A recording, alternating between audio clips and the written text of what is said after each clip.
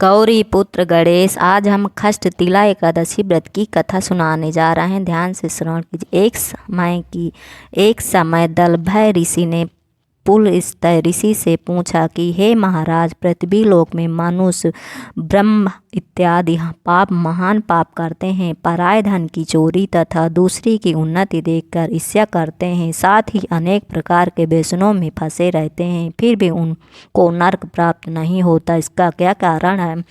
वो न जाने कौन सा दान पुण्य करते हैं, उसके पाप नष्ट हो जाते हैं। ये सब कृपा पूर्वक आप कहिए।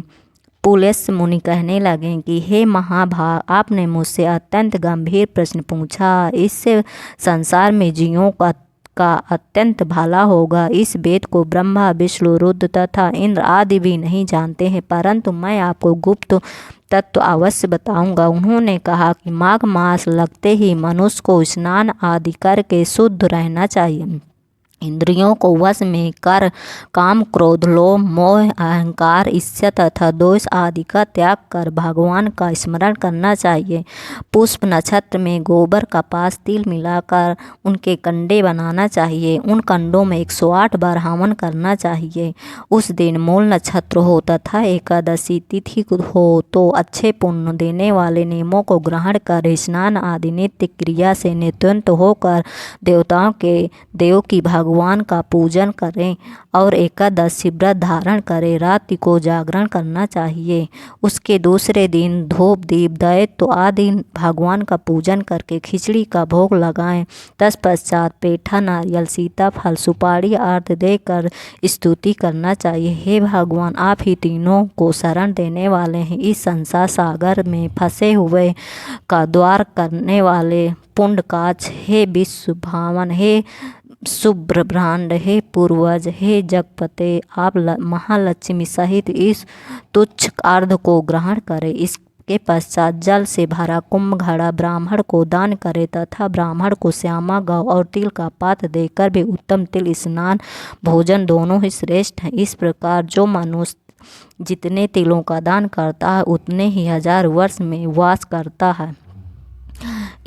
इसका प्रयोग करने से ये खष्टतिला एकादशी, इस व्रत के करने से अनेक प्रकार के पाप नष्ट हो जाते हैं।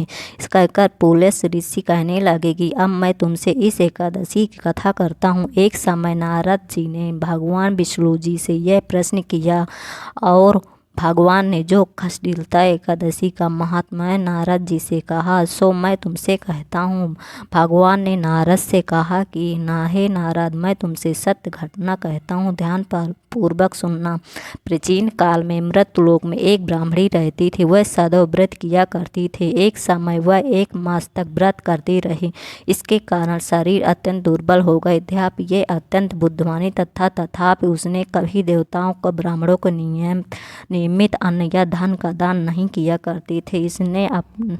इससे मैंने सोचा कि ब्राह्मणी के व्रत आदि अपना शरीर शुद्ध किया है, अब इसे विष्णु लोक तो मिल ही जाएगा, परंतु इसने कभी अन्न का दान नहीं किया, इससे इसकी प्राप्ति होना कठिन है। भगवान आगे कहा, ऐसा सोचकर भिखारी का वेश मृत्युलोक में उस ब्राह्मणी के पास और उससे भिक्षा मांगी तो वह ब्राह्मणी बोली, महाराज किस लिए आए हो? मैंने कहा, मुझे भिक्षा चाहिए। इस प्रकार उसने एक मिट्टी का ढेला मेरे भिक्षा पात्र में डाल दिया।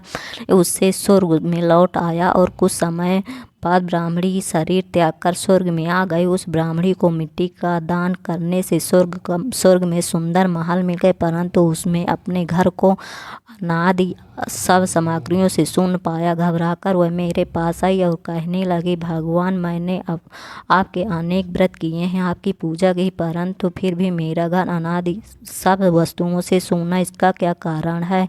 इस पर मैंने कहा, पहले तुम अपने घर जाओ और देव स्त्रियों आएंगी तुम्हें देखने के लिए। वह पहले खष्टतिला एकादशी का पुण्य तथा विधि सुन लो, वह तब द्वार खोलना। मेरे पास ऐसे वचन सुनकर अपने घर गई और देव स्त्रियों आई और उन्हें द्वार खोलने को कहा तो ब्राह्मणी बोली, आप मुझे देखने आई हैं तो खष्टतिला एकादशी का महत्व मुझे कहो। उसमें एक देव स्त्री कहने लगी कि मैं कहती हूँ। ब्राह्मणी के खष्टतिला एकादशी का महात्मा सुना तो द्वार खोल दिया।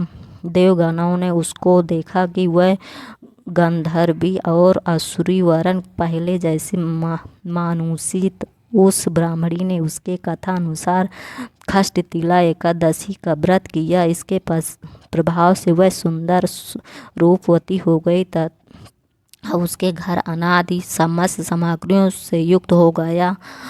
ये अत्यंत मनुष्यों को मूर्खता त्याग खष्ट तिला एकादशी व्रत अवलोम न करके तिला आदि का दान करना चाहिए। इससे दुर्भाग्य, दरिद्रता, अनेक प्रकार के कष्ट दूर हो जाते हैं और मोक्ष की प्राप्ति होती है। अगर आप भगवान विष्णु को दिल से मानते हैं तो वीडियो को लाइक कर देना और चैनल को सब्सक्राइब कर देना और कमेंट में जय हरि लिखना न भूलना।